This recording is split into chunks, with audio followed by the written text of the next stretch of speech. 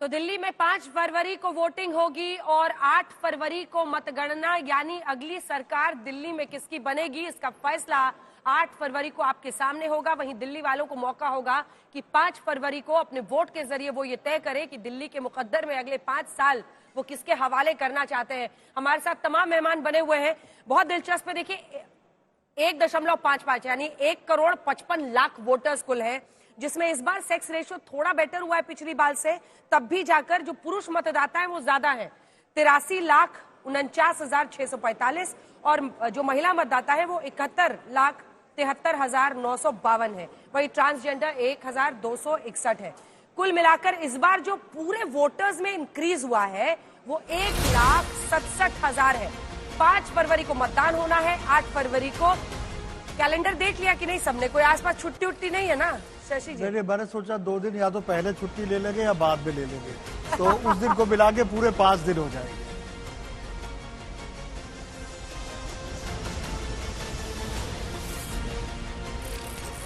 तो कुल मिलाकर अगर आप देखिए ये नंबर्स हम जो आपके सामने रख रहे हैं, इसमें जनवरी के महीने में आप चले जाइए और वहां से पहुंच जाइए फरवरी पर, तो कोई भी छुट्टी इसके आसपास दिखाई नहीं देती है।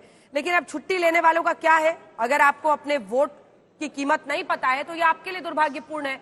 आप देखिए बुधवार का दिन सप्ताह के बीचों बीच इस बार चुना गया। अब इससे सेफ कोई तरीके से चुनाव की तारीख नहीं घोषित की जा सकती है। इन 2 दिन आगे पीछे करके भी आपको हर हाल में लेना है, वरना वोटिंग पिछली बार 62% के आसपास दिल्ली में हुई थी और इस बार दिल्ली वालों को और भी।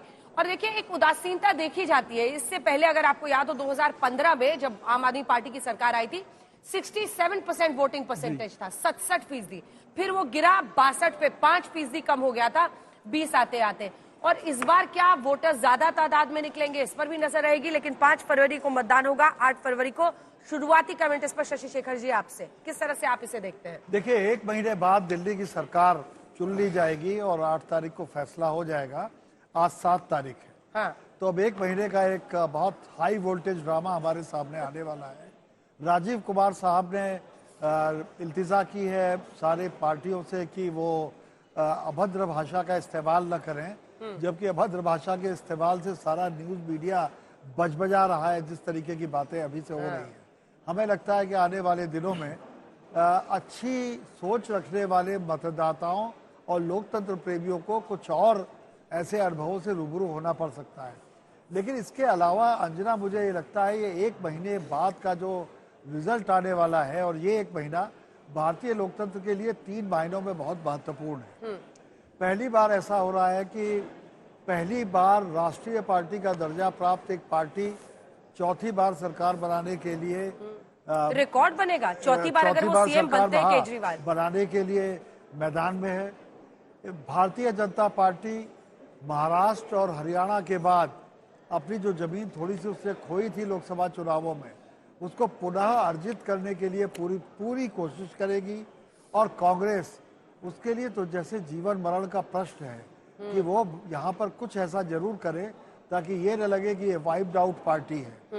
तो 3 राष्ट्रीय पार्टियां, 3 अलग तरह के नेता, और दिल्ली में जिस तरह की भिड़ंत होने जा रही है, मैं बस ये बनाता हूँ कि तीनों पार्टियां राष्ट्रीय स्तर की होने के साथ राष्ट्रीय स्तर का आचरण करें।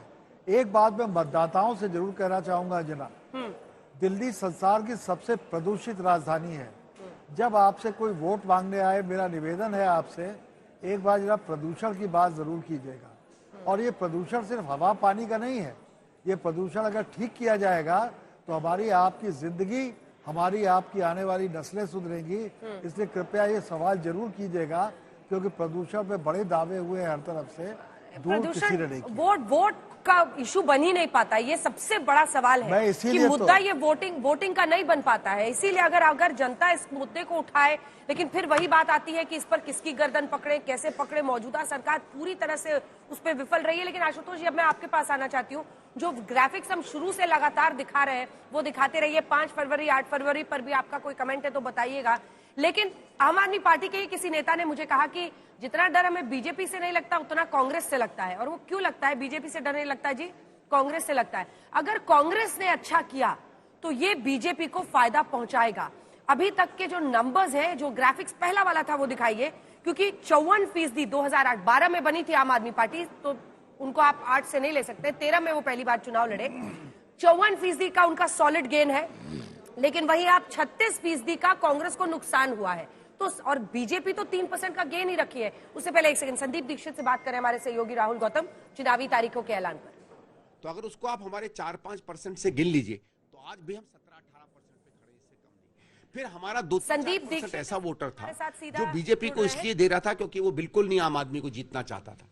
इन दोनों को अगर हम समेटते हैं तो मेरे हिसाब से आज की स्थिति में हम बुरी से बुरी स्थिति में भी 24-25%। क्या लगता है आपको दिल्ली किन मुद्दों पर चुनाव किस वोट करेगी? विकास के मुद्दे पे लड़ेगी। इसलिए मैं कह रहा हूं, वो जो मैंने कहा कि वो हमारा जो 20-25% वोट आज वापस आएगा, क्योंकि वो इसलिए भी वापस आएगा क्योंकि हम एक गंभीर पार्टी के रूप में निकल कर आए हैं और अब उनको बहुत हो गया। उन्होंने देख लिया ना आम आदमी ने कुछ किया ना बीजेपी ने कुछ किया, और वो समझ रहे हैं कि नहीं भाई अब तो हम वापस उसी के पास चलते हैं जिसने कई वर्षों पहले सही में इस दिल्ली को बनाया। आप इतना हमला कर रहे हैं, बीजेपी कह रही है ये तमाम चीजें क्या आपको 4 जून के बाद याद आई? लोकसभा के अंदर आप दोनों साथ में चुनाव लड़े, आम आदमी पार्टी और कांग्रेस, और आप इतना हमला कर रहे हैं, तो ये ऐसी स्थिति क्यों है? क्या कोई कंफ्यूजन भी है वोटरों के मन में कि आप साथ में हैं या अलहदा हैं? नहीं, कोई कंफ्यूजन नहीं है। देखिए, कभी मुद्दा आता है, कभी समय आता है जब आप एक साथ खड़े होते।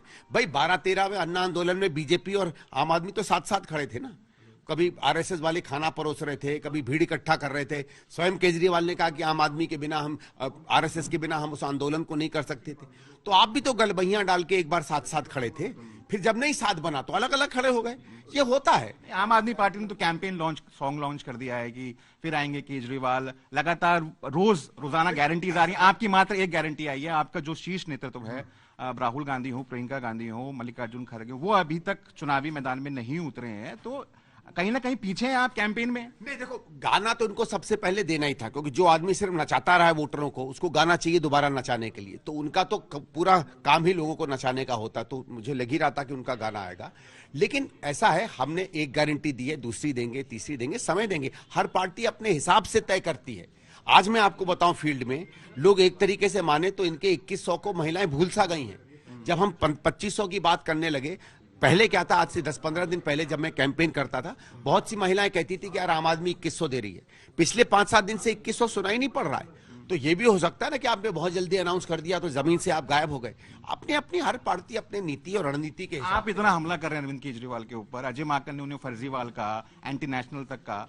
क्या आप दिल्ली जनता को कह सकते हैं कि चुनावों के बाद कोई पोस्ट पोल अलायंस नहीं होगा आम आदमी पार्टी के साथ में, अगर स्थिति बनती है तो? क्योंकि स्थिति बनेगी नहीं, हमें सीधे मेजॉरिटी आ रही है, और जब सीधे मेजॉरिटी आ रही है तो विपक्ष से थोड़ी कोई अलायंस करता है। ये विपक्ष में बैठेंगे, उसके बाद जो करना चाहें करें। धन्यवाद हमसे बात करने के लिए। ये थे संदीप दीक्षित, साफ तौर पर कहते हुए पूरे कॉन्फिडेंट हैं कि इस बार दिल्ली के अंदर कांग्रेस की सरकार बनेगी, और सवाल उठाए कि किस तरीके से पिछले 11 सालों में दिल्ली को आम आदमी पार्टी ने बस से बदतर स्थिति खराब किया है अपनी गवर्नेंस से। अजय के साथ मैं राहुल गौतम, आज तक के लिए। मंगलवार को चुनाव की घोषणा हुई, इसमें आशीर्वाद मिलेगा, बजरंगबली का गदा आप पे गिरेगा? देखिए, मुझे लगता है कि भगवान का हाथ हमारे सर पर हमेशा रहा है। सच्चाई के सर पर भगवान हमेशा चाहे मुश्किल हो रास्ता, but God is always been on our side. And Delhi की जनता ने भी हमेशा बहुत प्यार दिया है अरविंद केजरीवाल जी को, आम आदमी पार्टी को, एंड आई होप कि वो कंटिन्यू रहे। ठीक है, तो प्रियंका कक्कड़ जीत को लेकर आश्वस्त हैं, चुनाव की तारीखों की डेट को लेकर आश्वस्त, और कह रही हैं कि चुनाव आयोग उनके कंप्लेंट्स पे काम करेगा। ये कोशिश, ये उनकी उम्मीद है। वीडियो सहयोगी अंकित के साथ मैं अमित भारद्वाज, दिल्ली, आज तक।